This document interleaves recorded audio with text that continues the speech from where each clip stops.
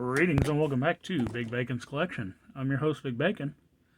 Today we're going to be looking at the McFarlane Toys AMC Walking Dead Series 4 Walgreens exclusive, Rick Grimes. I've mentioned this many times before. Walgreens was a big player in the McFarlane Walking Dead saga. Couldn't walk into a Target and find these. Couldn't walk into a Walmart and find them. Even though apparently they were supposed to be at those locations. You just couldn't find them. But Walgreens, when a new wave came out, yeah, you could find them at Walgreens. Not every Walgreens. Usually one in 6 would have an entire wave. And after that, you were kind of screwed. So, yeah, distribution, not great. Then on top of that, the fact that Walgreens, of all places, kept getting the exclusives, a little troubling. But this is actually the figure that got me into collecting this line. I walked into the Walgreens, and on a little shipper box on the edge of an end cap was the entire wave of these guys. The 2 prison guard ones, this one, I believe Andrea was in that wave. And I was like, you know what? These look pretty cool. So, they're on my shelf now. And here's the thing about McFarlane.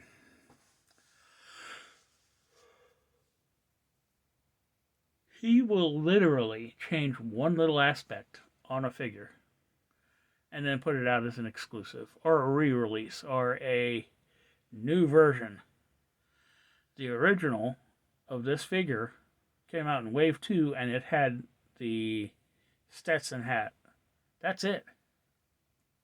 That's the difference. Same mold, same paint, same accessories. They took his hat away and made it an exclusive. But I've rambled enough. As always, we're going to look at the accessories, we're going to look at the figure, check the lack of articulation, gear him up, and get him on the shelf. Now, Todd, his decision on what characters to make sucks. His distribution model sucks. But his attention to detail is amazing. Look at this rifle. You've got a simulated leather strap. You've got wood grain.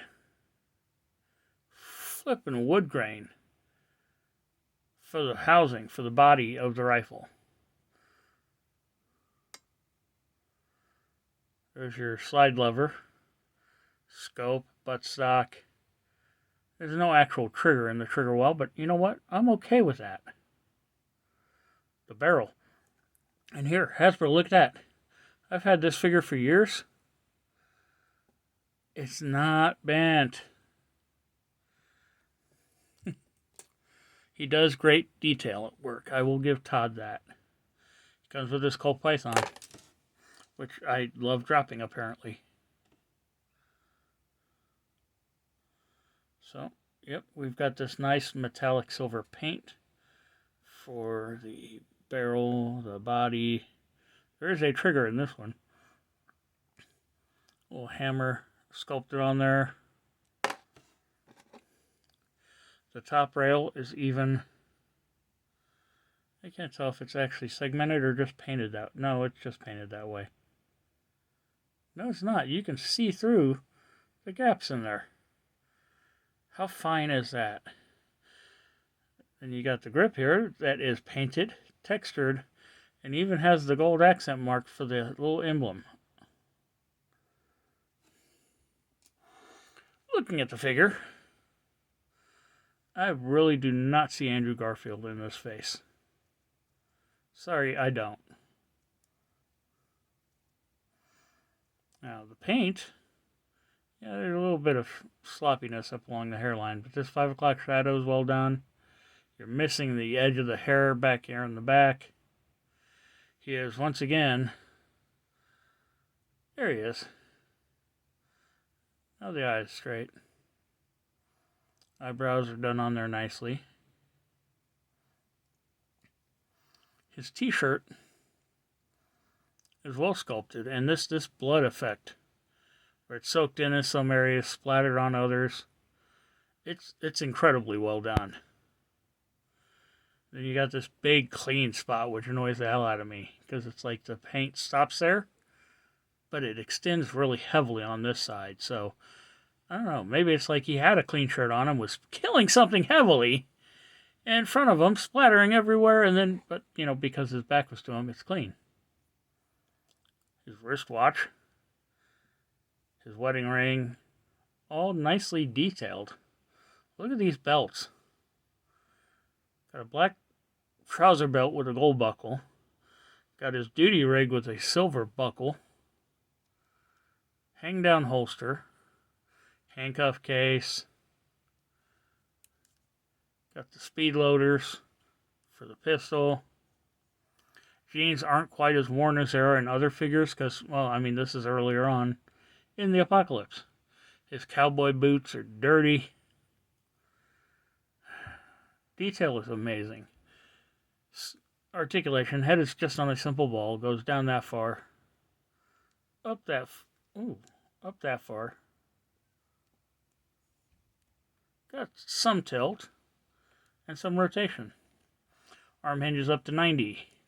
We'll rotate all the way around. Single jointed elbow comes up to right around 90. Rotates at that elbow. Hand rotates.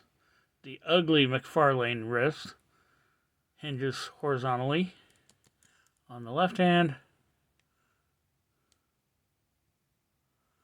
vertically on the right. Although those can be pivoted if you know how to do it.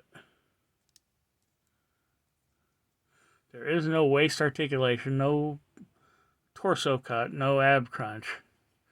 Instead, what you have are these hips. These really ugly hips that allow you to kick the leg out really far to the side. So, and it takes some work to get it back so that the sculpt lines back up. No knee joints at all. Ankles. Ankles rotate, but they don't really hinge at all. So there you have it. So what do you say we gear him up? This python does fit very nicely into the holster. Then all we have to do is get the rifle into the hand. Line up the trigger finger. Twist it so that it goes in.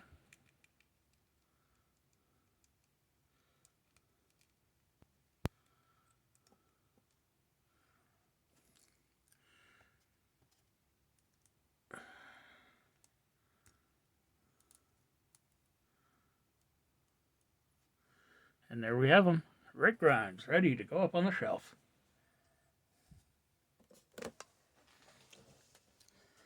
And I didn't plan ahead. Where's my other Rick? He's in the back over there. So I'm going to put this one up front here next to Daryl. So, once again, I thank you for tuning in. Be sure to subscribe, like, share, comment, hit that notification bell. And I'll see y'all next time.